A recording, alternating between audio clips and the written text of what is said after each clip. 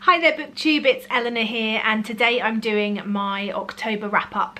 The year is very fast coming to an end, and I've been reading, but not quite as much. I feel like this shift, when we shift from really light to much darker, you know, everything feels darker. We're coming home in the dark, we're waking up in the dark a bit more, and that this time of year does slow my reading a little bit to begin with, and then I sort of find my pace again. It's almost like I sort of stop reading the type of books that I've been reading, and then I have to sort of build up speed onto the next lot of books. But if you've been watching my videos, you know that I'm well steaming ahead now on the particular genre of books that I am feeling. But this month I read 10 things. I had 1 3-star read, 7 4-star reads and 1 5-star read. I had 1 graphic novel, 2 YA, 1 literary fiction and 4 middle grade. So let's go through those books. My 3-star was Madame Bovary. I just didn't enjoy this one. It was slow and a bit boring, and I didn't really like any of the characters, so it was just mediocre. The writing style was acceptable. I got on okay with it, but it just wasn't one that I loved. I also gave 3 stars Athena, which is a graphic novel, which is Isabel Greenberg and I think her sister who has done the artwork.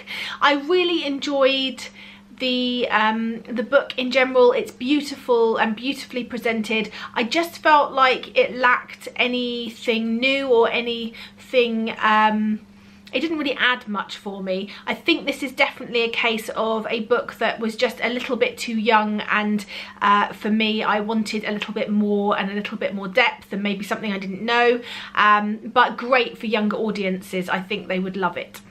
4 stars I gave to Sadie. I really enjoyed this. It was close to a 5 stars. It's a YA contemporary story about a young girl whose sister has been murdered.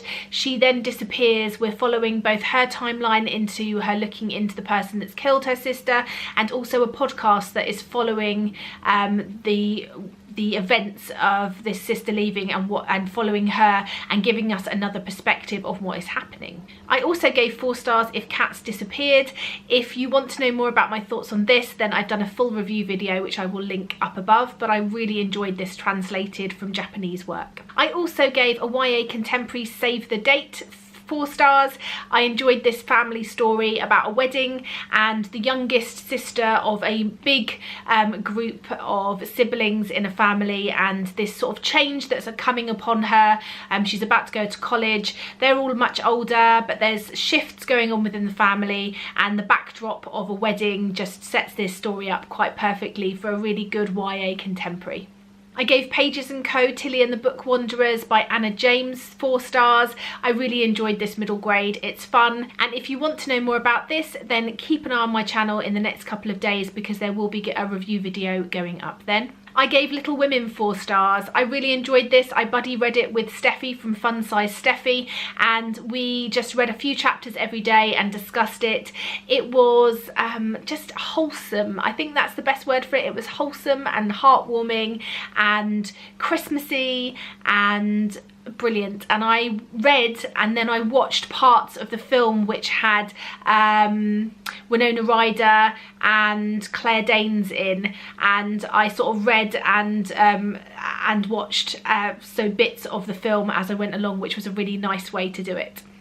I also gave Last Chance Hotel 4 stars. This is another middle grade book which I will be reviewing in a few days time, so I'm not going to mention any more here, but it was really fun and magical and I enjoyed it. And the third middle grade that I will be reviewing in an upcoming video is Stormkeeper's Island. I gave this one 4 stars as well.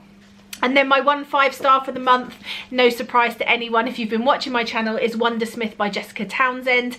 I loved this. I love Nevermore, which is the first in this series. This was brilliant as well, and I've also done a review of this which I will link up above because it's actually up already, but needless to say it followed on from where Nevermore left off and continued to wow me with its inventiveness, this wonderful world, this amazing magic system. Yeah, blown away, can't wait for the next one. So it was a really positive month for me. It made me realise that I'm definitely in a bit of a middle grade mood, and that's where I shall be continuing for November. I'm really excited about this, and keep an eye on my channel if you want to know some more middle grade recommendations coming up soon.